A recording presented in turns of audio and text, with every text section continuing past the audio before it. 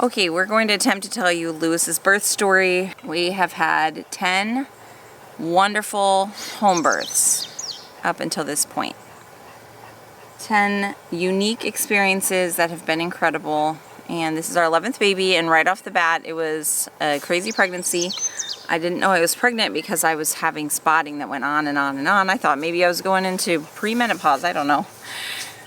We finally went in for an ultrasound. Are we going to get mosquitoes? I don't know what it was. I don't know. It's so nice out here, though. We finally went in for an ultrasound and discovered that actually we were expecting. And that I also had something called a subchorionic hemorrhage. And to me, this was new, but when I shared it with you guys, I received dozens and dozens of messages from women saying that they had this with one or more of their pregnancies. And not necessarily with a later pregnancy. It wasn't because I've had a lot of babies or I'm older. For some of you, you had it with your first pregnancy or maybe with your third. I talked to one woman who had it with every single pregnancy. My grandma told me she had it with her first and her fifth. And so it's just all over the place. They don't know exactly what causes this, but that's just the way it was. So we went into this pregnancy monitoring that, and then I had to be on bed rest for a while. And it's interesting because the last...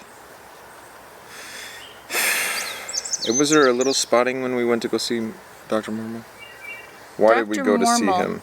Okay, so my midwife, because of this unique circumstance, and because of needing to go to the hospital for ultrasounds, which we don't normally do, she connected me, or offered to connect me with a doctor, midwife-friendly doctor in the area who works with midwives. So he supports home births, but he doesn't do home births, but he's in the hospital. And so I met with him. We got to meet him. Good guy. Not knowing that he would end up delivering our baby. And we continued having ultrasounds. I was on bed rest, etc., etc. You can look back at videos to see that. So the week before Lewis was born, we went back to the hospital for an ultrasound. And they said, great news. It is all resolved. There's no sign of the hemorrhage. You're good to go. And we walked out and I was so excited and I said, we never have to go back there again. That was my famous words. Until less than 1 week later. Yeah. Monday morning, it was about 10 a.m. I had just gotten off the phone with Jason. We were praying about something together that he was working on that day, and I was editing a video for YouTube and just doing life as normal, no big deal.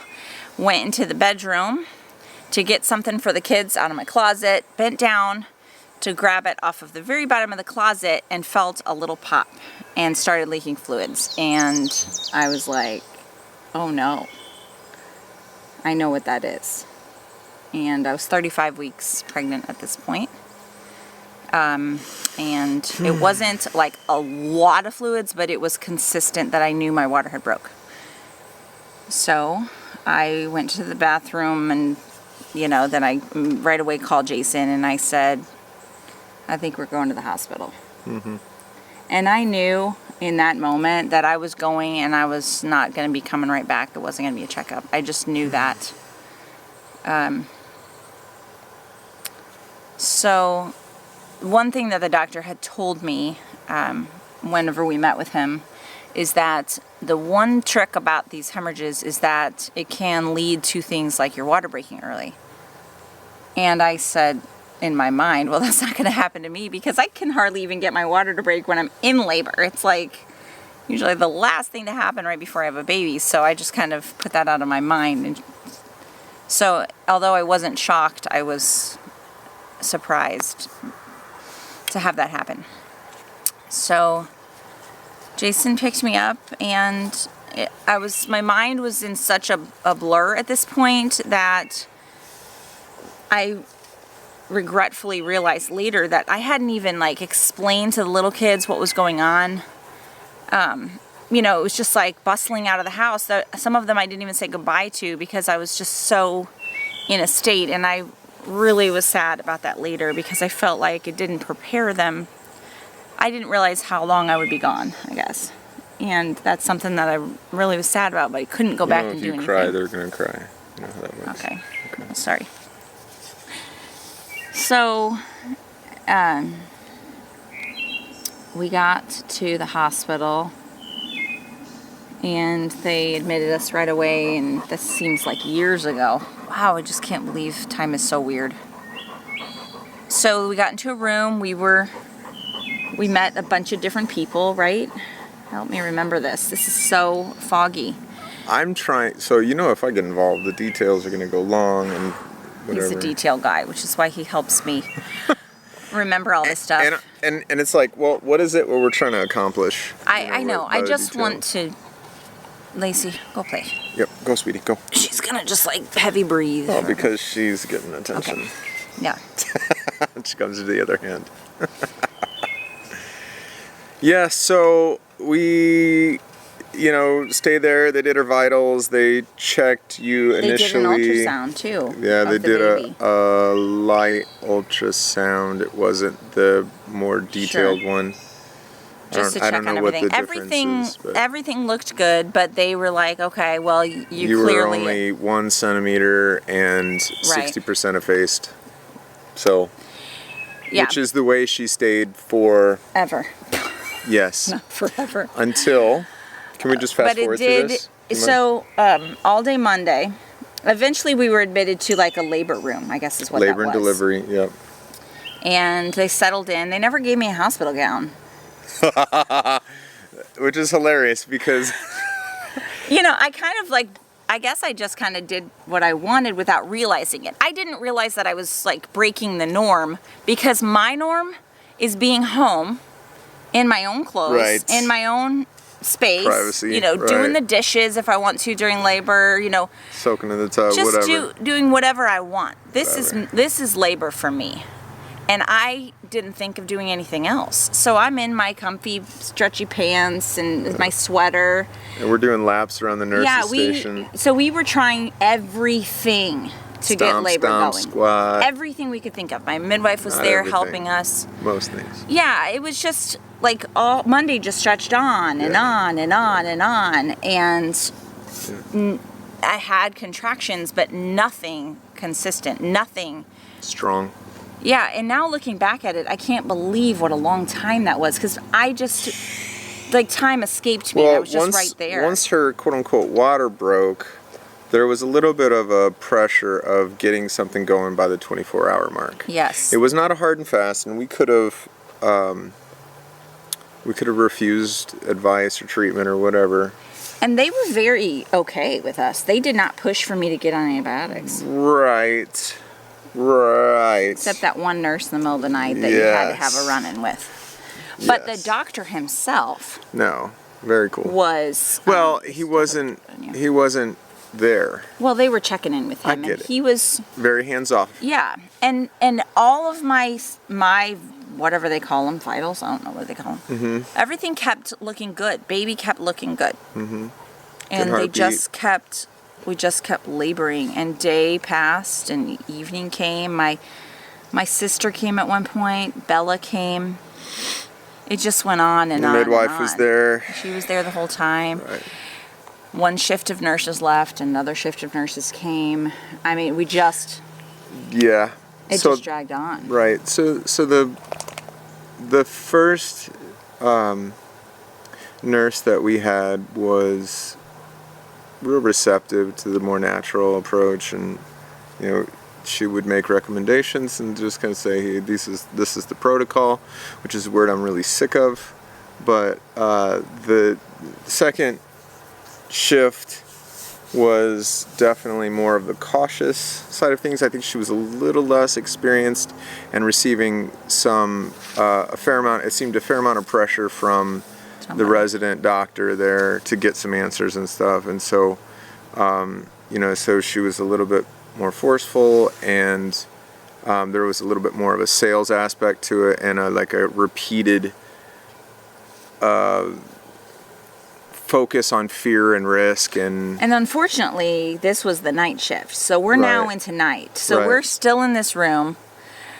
I'm trying to tell so we had 3 people there that stuck with us, my midwife, my sister, and Bella. And I'm just like, get some sleep because... And me. Oh, well, we're a team. I don't consider you being there. So I'm telling them, like, nothing's progressing yet. I'm going to keep going. Maybe we'll lay down and take a rest. I don't know. It was just, like you said, we walked the halls at one point. We did several things. It depended on her energy level and mood. Let's try to keep her at peace, and just try not to stress anything out, anybody out or whatever. So... And that was the funny story that we didn't tell them, is while we were circling the hallways, we ran into this other couple who was circling the hallways. A very young couple. First baby. And, she's like in her thing, and all of a sudden she looks up and she goes, "You can wear your pants?" Wait, where's your hospital gown? Like, it just jarred her, and I realized, like, oh. You can do whatever you want. You just gotta let them know. I mean, like, that's the misconception. They think that because they're the professionals, they know better. They gotta dictate everything. I don't know. It was just a light moment in it was all. Funny. But it was very mentally draining. And it go ahead. So one of the things that was kind of emotional for me is that I finally laid down to go to sleep. I'd fallen asleep, and I woke to the same nurse that we were having a little bit of conflict with continue pushing and selling kind of their perspective and what needed to be done. And, again, from like a fear aspect, and I am extremely sensitive to that strategy, mentality, and I heard my wife kind of like, well, I don't know, because this is a little bit less confrontational. And I had been sleeping too when she came in. This was in the middle of the night. Right. So we were both like... Not in our best position. And I kind of politely lost it. And I asked her to step out of the room. And I kind of said, I don't really appreciate this type of approach. I said, I feel uneasy about the way that you're guiding. I was like, we need you, because there are things that we don't know that we need your help and guidance on, but this needs to be a collaboration. Mm-hmm. And that was the kind of the theme through the whole thing is trying to respectfully disagree and come to a middle ground of listening to their professional opinion and experience, and ultimately making the decisions that's best for our family. And so I think after that conversation that it was a little better.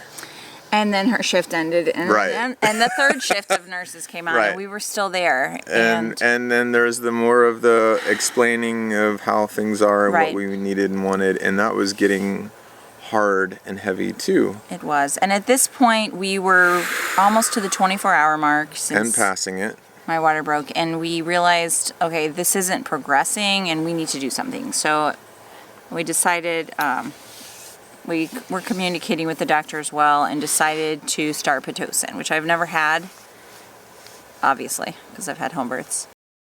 So that started, and so in my mind, I'm like, okay, here we go. And that's not the way it went. It's still ready, set, wait. And on and on. So that was, and then it was now to Tuesday morning. And then it was like a slow step up. Every 30 minutes, you could step it up to another, whatever and amount. And it's, I started getting more contractions, but it was still just like, not is this ever going to end? And they're upping the Pitocin, and they're upping the Pitocin, and I'm doing okay with it. I never had like an epidural or anything, but I've had a lot of births, so as far as laboring pains and things, I was fine with that. It was never overwhelming. Right. Which is also kind of concerning, because that overwhelming feeling is helping you to know like that you're getting there, you're progressing. You're getting there. And so the Pitocin keeps going up, and I'm just kind of feeling stuck. And they even did an examination when you were further along. Yeah, it was probably even like when the doctor 18, get there. Not 18. It's What's like 12, 24 plus 6? 30 hours maybe into it. Right. I don't know. No. Maybe. You think it was that long? 10, 11, 12, when was he born? 3, 4. No, he was born at 30 hours. So it would have been a couple hours past. Right. So the progression was slow. The effacement was still there. like the same. And ultimately the pushing got the cervix out of the way and thinned out enough to where the head could go around. I mean, And what we didn't know at the time, because how can you know? What we didn't know at the time of why things weren't just, a baby flying out. This is what I'm imagining. I'm thinking, I'm 35 weeks. I know this baby is small. Why isn't this just like I'm already through labor? But what we didn't realize is the cord was very, very short. None of the ultrasounds had shown that. The cord was very, very short. And so he wasn't descending. And without that, your body doesn't complete that process. So it got to the point that my Pitocin was so high, it was like bringing on the contractions. And I, started feeling like I was able to push. And the contractions were really intense. And so I guess word spread. I didn't realize that the room was filling up because I was facing the other way.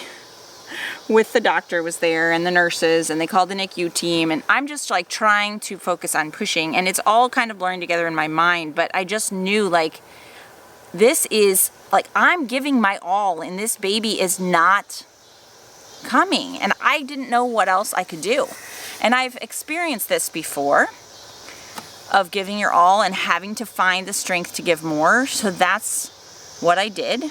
And up until that moment of pushing, still, baby's signs were all amazing. It was just perfect. There was they had 2 Dopplers strapped on, if you will, to monitor the heart rate and to watch what happened not just during the contractions but also during the pushing. And so the heartbeat would drop down, but it would rebound right away. So there wasn't a great concern about that, but I personally think that it was rushed too fast, and that with more time we wouldn't have gotten to where when she was pushing it was just kind of not violent, but I just think it was rushed. And I don't know. I mean, it could just be my opinion. Like what I've experienced in the past and what this was night and day difference. There was like, they were saying, "Hey, push, give me all you have," and I knew that she was giving everything. And but again, at that point, we didn't know that the cord was wrapped around his neck. And neither did they. They didn't. No. And it turns out that getting him out quickly was what he needed. We just didn't know. Maybe. But or maybe like letting him progress into the position that he needed to be in, there wouldn't have been any cord issue. I don't know. I don't either. And it doesn't matter because that's what happened. Yeah. So in the end,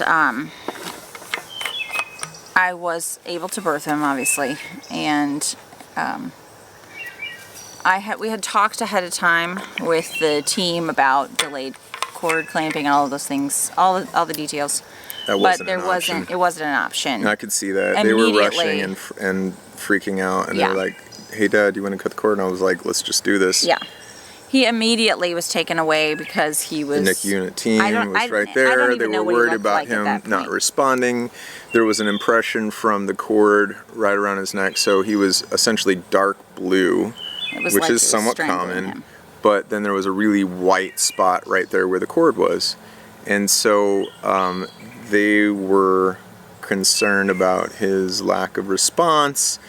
And so they immediately wanted to put him on oxygen. They put him at 100%, which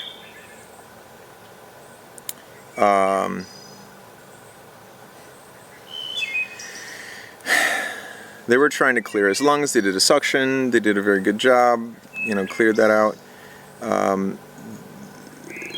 I'm trying not to fast forward too much because like some of the stuff that we learned after the fact plays into what was going on right here, and again, some things don't matter because it's over with, but ultimately the oxygen and whatnot pressurized. They're saying that the descent out of the birth canal pressurizes his lungs.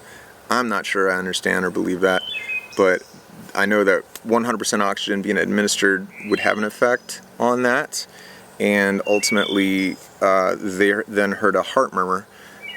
which ended up after the different tests was the tricuspis regurgitation of the right ventricle or chamber or whatever. I don't remember exactly, but essentially what happened is that the heart was, because the thing was so pressurized that it swelled up, and the valve in there didn't close like it normally did, so it was like this, and then when the heart pumped, it shot the wrong way or whatever. It was just too much for his little body all at once. Right, and so ultimately it doesn't seem to be an issue. Mm-hmm. There was no mention of it after the second echocardiogram that they did on his heart. So, but in that moment, they that was it. I had the 30 seconds that he was there while they cut the cord, and then he was gone. They whisked him away. Yeah. And they were essentially working to get I don't remember the actual name, but the artery, basically IV that they have that they can go through the umbilical cord. I'm sure somebody knows what it is. But then there was another basically PICC line that they put in, and a second one through his umbilical cord as well. So, they were basically getting him hooked up to be able to administer whatever. And, at this point in time, I was talking to the lead NICU doctor on duty, amazing lady, and, I was letting her know, hey, we're just hoping to stay in communication, and I want to be with him as fast and as soon as possible. And so she explained to me that we were getting transferred over to, actually we should pause, because on the other side of things, while all of that work was being done and they were trying to clear him and get him on oxygen. They had a little table that they were working on him in little the labor table, room. Whatever, the heater table. He had a team, and I was not aware of at all what was going on there, because we were having problems over on my end, which seems to be the theme of this birth is they're doing their best to help in the ways that they know, but it seems like it was so much help that it caused problems that may not have happened otherwise. I felt a need to get my placenta out, and my midwife was trying to help me understand the reasons why that they weren't just in a hurry. They were trying to do what they felt like was the important thing to do. But of course, I had just birthed the baby minutes ago, so my body normally we get a chance to allow that placenta to be ready to come, to have some contractions, to nurse the baby, to help that. It's just like this process when you're at home.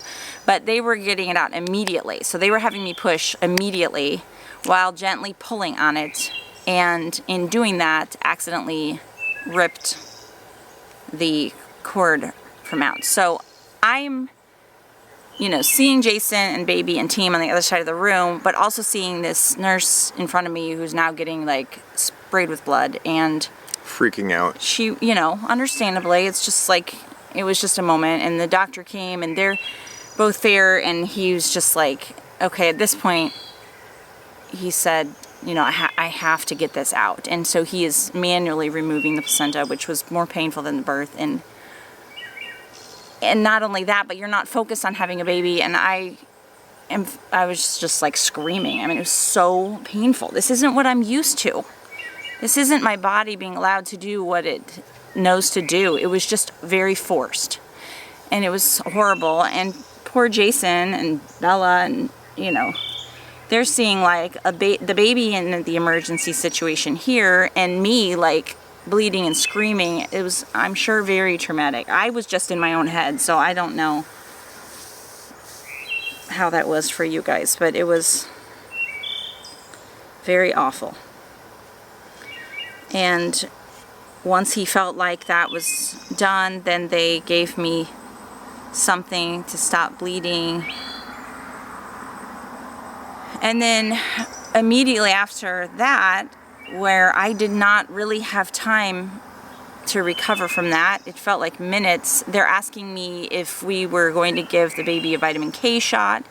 And no, I've never given that to any of my kids, but I was in this situation. I had no idea what was happening with him, if there was a need for it or not. And so I said, yes, I guess. I mean, I just had no idea, which in hindsight, as I'm reading about it again, like there wasn't a need. There wasn't going to be anything done that involved potentially bleeding. Right. But yeah, and you know, just to, you know, depending on where you sit in this whole natural-minded birthing or whatever versus your institutional hospital deliveries, you know, some of it may seem just like we're splitting hairs, but at that time they wanted to give our baby fentanyl for the transport over to right, which is like a Children's sedative. Hospital. They wanted to sedate him at that point. That's another decision we had to make. Well, that's one of the effects that the drug does, yes. And praise God that I told them that no. was, and they there was said there was no need for it. They were going to do it. was just a preventative, in case. yeah. Just in because case this is he what we gets do. This is wiggly. our protocol. Okay. And no. you know that transport lady, not to jump ahead or anything, but Yeah, Jessica. yeah, she was great. Amazing. And she told me later he didn't Phenomenal. need the fentanyl. He Nope. did fine. He did but great. it's another thing that we could have said yes for, that would Praying over continue to him the put whole more time. and more stress on his little body. You know, going forward, I was very thankful for the people that we connected We with. had amazing team. Amazing team. And they were willing to listen and talk and communicate. Yes. And it made the whole thing so, Much easier. yeah, and so much more positive than it could have been. So, I mean, we definitely had some people that were a challenge, but for the most part, our primary caregivers were awesome. amazing. So, Jason asked, we wanted him. Okay, my battery is dying on us. Anyway, I had to stay in the room till a certain checkout time. That was the rule, and so they said that they would bring Lewis by before he was transported by the ambulance, and so I'm like glad that they did, but I almost wish they hadn't. But I wanted to see him, but they wheeled him in this big contraption, and he just laid there like hooked up to so many things, and I just had to put my hand on him. It was so terrible. And then they took him away. And then I wanted Jason to go with him, but then I was just kind of like hanging out there till 10 p.m. when I could be released. So 4/24 is when he was born, and so I just hung out, and I thought maybe I would sleep, but you know, that didn't happen. And I talked on the phone to a friend, and my brother-in-law called me. You know, it's really sweet. Bella had gone home at this point. She was just like Wiped out. yeah, Overdone. yeah. And Grandma and Grandpa had come to stay with the kids, and my sister had to leave and go take care of some things, so I was just there. And at 10 o'clock, that's when I was allowed to go. My sister came back and picked me up and brought me to Children's Hospital so that I could join Jason in the NICU. And that began like the most exhausting 4 days ever. That was Tuesday night, and right off the bat, that was that night we had the heart doctor in, right? Yeah. Yeah, it was another push for fentanyl. So you had gotten to the... They had gotten there, and they were doing all the hookups and whatnot, and they were concerned about his heart. They were switching over to their, if you will, hardware, because the hospital we were at and theirs were different, so they weren't necessarily compatible. So they had to adjust some fittings and whatnot so that they could hook up their smart meters to pump the whatever they wanted to put in them. And so again, the one doctor that we never thankfully saw after that was again like, hey, you know, we need to do fentanyl. And I was like, when he poses a problem, right, let me know. Don't then do we'll that discuss just that. We're not just going to do it just in case. And again, you know, we were praying. I was praying over him, just trusting that what needed to be done would be done. And he was amazing. No problems, no issues. And they even commented, it's like, wow, he's just so chill. That's awesome. You know, thankful for that. And then when they did an echocardiogram on his heart to check out, an extensive one, and it took probably an hour. And so they're pushing really hard on his chest, and basically it's an ultrasound that they're doing on the heart, and you know, essentially mapping it out, making sure that there wasn't a malformation. That was the initial fear of the murmur they heard Which again turned out to be totally unnecessary. His heart was totally fine. Right. Well, it was stressed and would be fine. And that's what they found out. And the heart doctor, by the time I got there, that was done, and the heart doctor was very kind and came in and drew us a diagram and explained it all, which I was just totally exhausted at this point. Before the echocardiogram, again, they wanted to give him fentanyl. And at this point I was like, I just asked him straight up, I said, well, would you give it to your kid? And they didn't answer. And so I was like, yeah, no, we're not going to do it. And it turned out to be unnecessary. And again, it was unnecessary. And they did give him steroids in his lungs before I got there, right? Yes, but that was not something they asked me about or communicated. They just did it. I guess because of being 35 weeks, they weren't where they wanted them to be. I don't know. I found out about that later. Know. Yeah, I don't know. I don't have enough wisdom to speak on that. So Tuesday, he was admitted into the NICU. He was on a ventilator.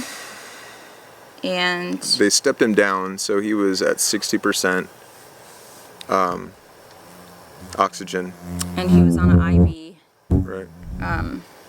They had dextrose and basically saline. Now, one gift that I didn't realize at the time was while I was in labor, one of the things that we did to try to progress labor was use a breast pump. That's one of the things that can help. And it didn't. However, the nurse who was on duty during that time, I had like some colostrum, a good amount actually from that time that was expressed, and she said, well, we're going to save that. We don't want any of that to go to waste. And so she labeled it and put it in the refrigerator for me.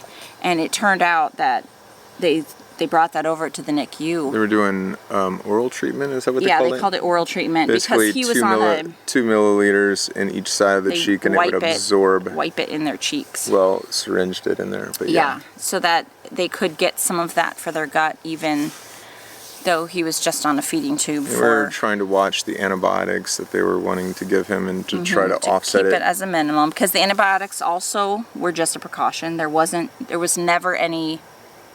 Right, because they were doing cultures on him, and they were like, well, it's a 36-hour culture, and nothing was growing. There was no concern, but they said if we would catch it after the fact, it would be too late. Yeah, so it was another precaution that we just were like, what's the minimum we can do here that you're okay with? And how quickly can we get them off? So at this point, Wednesday morning, not sleeping, of course, because they're in and out all night, and not like there's a bed there or anything anyway. There's like a little couch. I don't know, couch and armchair. I feel like airports offered better accommodations. Probably. But we weren't leaving, so that was just how it was. So Wednesday we got to meet the doctor who's in charge of the whole tower. Who we were introduced to by the lady that was transporting, That's right. She said NICU you're going to love him. Yeah, absolutely. And so apparently he is connected to that hospital as well. And he was amazing. Absolutely amazing. He was like I don't know, I felt like a lifeline. Yeah. He was so... Well, so his approach was literally hope and peaceful. And there was no fear or risk or sales aspect at all. It was just like, we're going to do the minimum that is required, and we're going to get you out here as fast as possible. And even his tone of voice. Right. It was just so soothing, peaceful. It was amazing. Not condescending, very supportive, even, that we had our ways, if you will. Yeah. And even when we would get pushback from another one of the doctors, the fact remained that he was in charge. He was. And so he was always saying, okay, this is what's leaving next. We're going to take this out. We're going to do this. We're going to put him on Romer. Oh my gosh. I don't remember what day that was. Romer is 21% oxygen. It's this newest thing. Jason. Right now we're on it. Actually, it's delirious. Outside air. I was so delirious. I don't even know what day it is on my timelines. But so at the some nurse point, was like, "Oh, he's on room air right now," and she's like, "What's "Room room What is air?" room air? I'm thinking another Room medicine. air, no ventilation, no Like ventilator, he's no on the oxygen ventilator. added. And I'm like, Yeah, "Oh, yay!" right, Yay. right. I had no idea what They you had were stepped saying. down the I was oxygen so slowly, delirious. and they needed to see that his blood pressure was maintaining and that his oxygen levels in his blood and his really interesting. So your right arm is the first part of your circulatory system.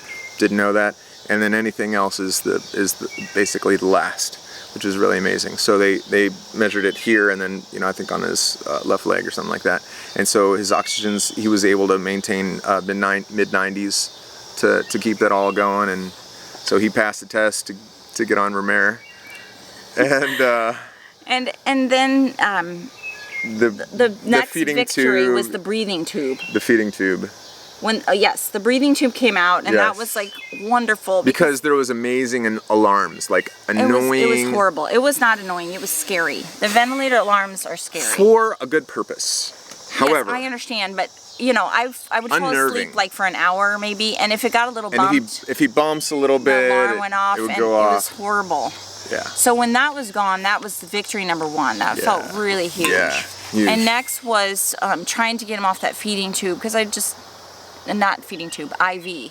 I wanted to move to the feeding tube, which they said was the next step, because I wanted him to get that good milk. I didn't want him on that. And they were pulling labs every 6 hours on his blood to see, what was going on, and so his lactic acid was a little high, and so essentially he was not processing the waste through the urine or fecal. It was going into the bloodstream, and it was raising his levels, and so there was concern about that, and they wanted to do some things, and we're like, right, but the head doctor had never mentioned that, so we were like, well, okay, let's just wait on that. We don't want to do things just for the sake of doing them. And they had missed a lab the time, and so they were going off, if you will, old information or expired information, so they ran new labs. And I think he had a poop right before that or something. Something happened. That was the jaundice. No, there was something that he had done right before they pulled the labs. That helped him. Yeah. I don't remember what it's all blurring together. All blurring together. Tuesday night, all day Wednesday, all day Thursday. What I think what is important that we're missing, because we're highlighting some of the things that we experienced, was the amazing hand of God. So sustaining and giving hope and just saying, trust me. And the amazing prayers that we were receiving from our friends that were connected directly via text message. It was just amazing, even though it was very scary and emotional and more real than I ever want to experience again. Never want to do that again. Another thing that was really sweet was the way they have it structured in the NICU, that you have a room, and all the rooms are right there in the hallway, but your nurse is, her desk is like right outside your door, so she's always there when you need her. And we had some really wonderful nurses. Like, 4 wonderful nurses. They weren't just there, checking in. This wasn't a job for them. This was a calling. They really cared. They were hard workers, intelligent, and compassionate. And young. Young. Most of them were really young. Yeah, maybe the oldest was like 30s. But they cared 30s. so much, and in the middle of the night, I'd be sitting up or whatever. They were just willing to chat and share, and it just was appropriately accommodating. Yeah, not overly talkative. Really just perfect, absolutely perfect. So Jason also was trying to take care of me while we were in there, because this isn't the postpartum recovery I normally have, where you don't even have a good bed to lay in. Oh, poor Julie. Cafeteria food or whatever. So he asked for a wheelchair. He's like, well, I'm just going to wheel you places at least, so you're not walking so much after you've just had a really You were breaking out. difficult baby. I know, I cried too much. Yeah. Difficult birth. Can we just fast forward to get out So the Before you other get out of the so hospital, no. yes, All right. so we eventually were able to get off the IV and onto a feeding tube, and that was a huge victory. And then I really had a purpose of continuing to pump, which I had been, because you have to get your milk supply going right away. So that was something very purposeful for me. At first it was just colostrum, and it was such a tiny amount. And then he was doing so well with the feeding tube that they were upping his feeds, and all of a sudden I was like, I don't think I'm producing enough. And so New Jason, thing to freak out about. right. And that's really kind of what it was. It was like we would smash one And then there's goal. a new thing to panic. Right. So Jason left. He had to run to his office anyway, and he ran. He went to the health food store to get me some herbal tea to help with milk supply, because now they're like, oh, he's up to 9 milliliters of feed. And I was like, you know, my milk still hasn't really come in, and I thought, how am I going to do this? And they said, we have donor milk if you need it, but I didn't want to use that. And so he goes and he gets me tea. Go to Whole Foods, they didn't have it, running through all these things, come out, got a $30 parking ticket because they decided that it was like rear wheel to the curb at a 45 that nobody else was doing. Poor Jason. And then we went to Cheryl's Herbs or whatever, like 15 and then my minutes friend away, and then Heather back. came by, because she's like, And she brought the tea that I couldn't find. Not mad. no. She also brought us some homemade soup, because the battery died. We took a slight intermission, and I brought a baby out to feed. Jason's coming back in a second, but okay. So one thing that I didn't mention through all of this was that about the kids back at home. So I went into the hospital Monday morning, and we didn't get home until Friday early evening. So the first night, Grandma and Grandpa stayed here with the kids, just because Bella spent the night in the hospital with us. So the second day, we decided that it would probably be best to divide the kids up. So we talked to them and worked out that the 5 older boys would go home with Grandma and Grandpa to spend the night there, which turned into more nights than one. And Bella and Elsie stayed at home with the 3 younger kids, with Lydia and Benjamin and Everett. And they took care of them and also the farm. And it turned out to be such a wonderful decision. I think Bella and Elsie really enjoyed that time here. They would send me pictures while we were in the hospital of just things that they were doing and the food they were making. It was really sweet. They just kind of, it was good. Bella said she was so happy to be home after being with me in the hospital and that experience, and it just was like a recharging for them. And the boys had a lot of fun with Grandma and Grandpa. So it was reassuring to me to know that everything here was taken care of.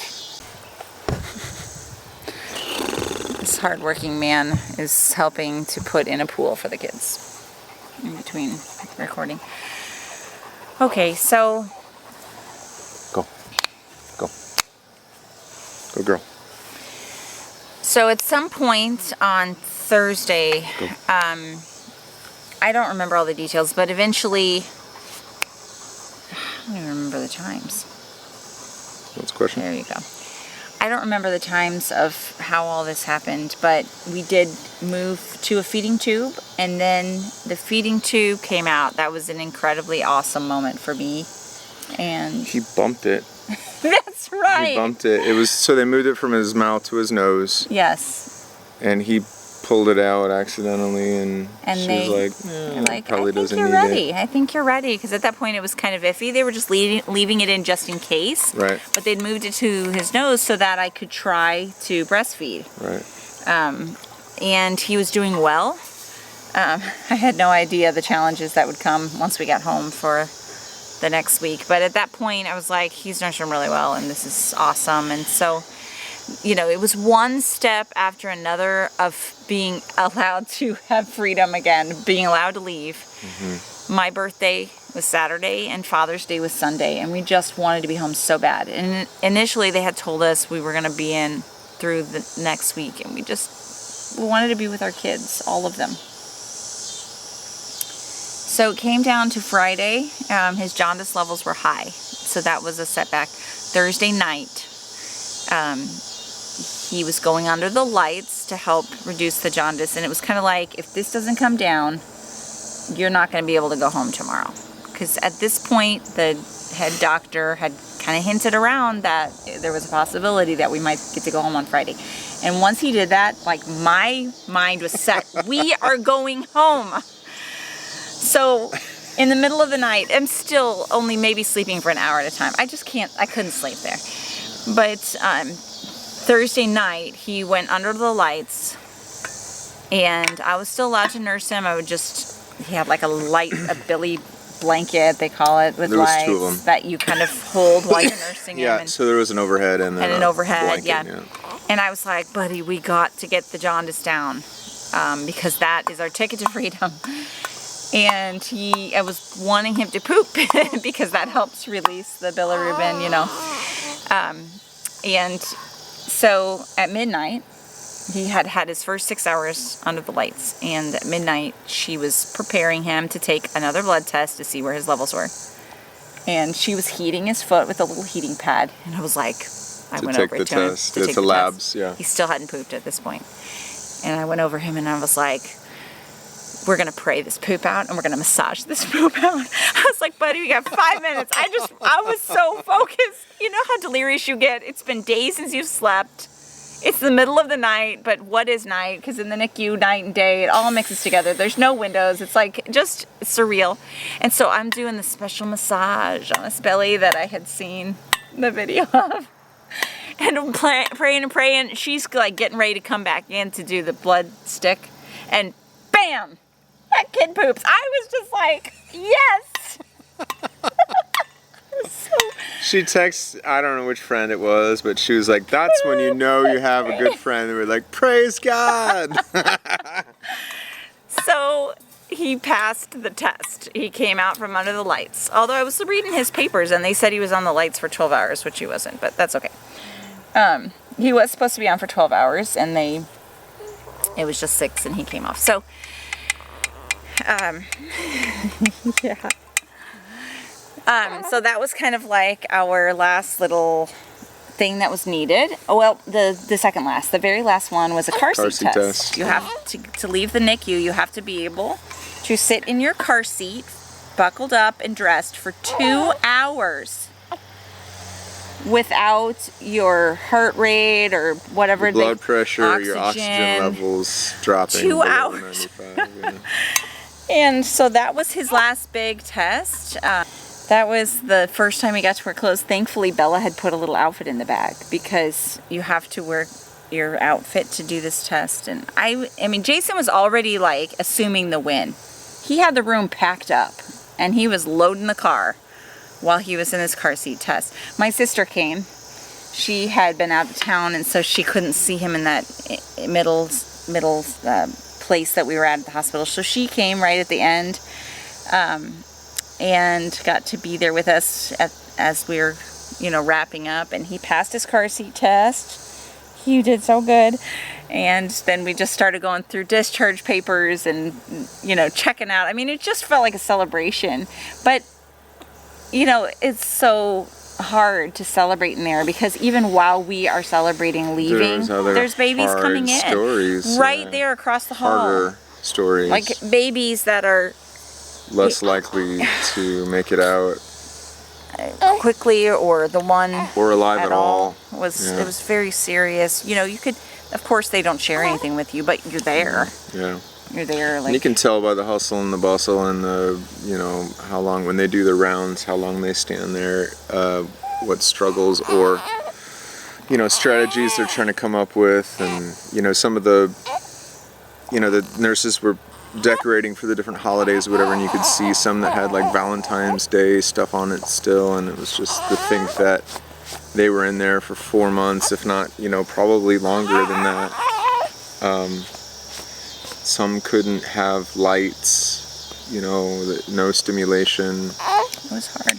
Yeah, it was a very hard environment. Heavy on my heart. Yeah. To just be there. We felt the hand of the Lord upon us the whole week. His grace was so tangible. Yes. And walking out, being wheeled out. It's strange when you leave, a nurse has to escort you all the way to the parking garage.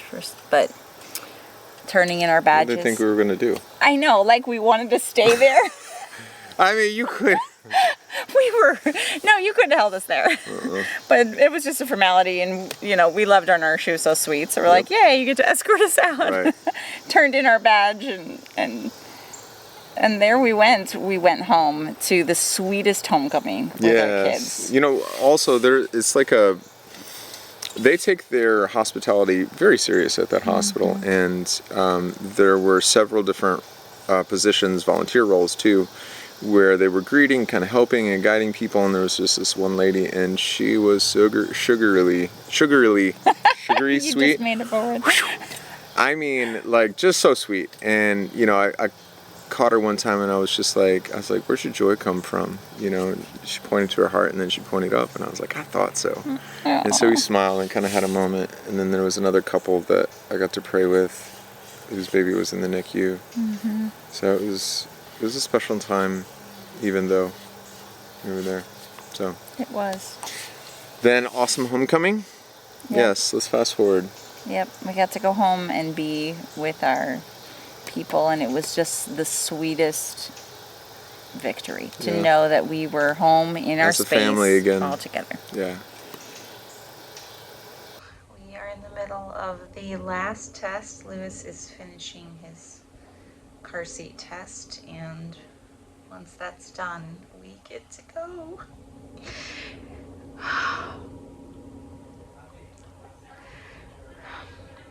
It has been 5 days in hospitals now, and my birthday is tomorrow, and we get to be home for my birthday. And I'm just so thankful, so grateful to have a healthy baby at home. And I think that I have been running on adrenaline all week because I haven't slept hardly at all. And now that I know it's the end, I'm like, can feel myself crashing, and I'm just can't wait to get home and be with my family and sleep in a bed. We've been sleeping on this little pull-out couch thing, and I can't wait to be in a real bed and rest and hold my baby with no wires. And just so thankful.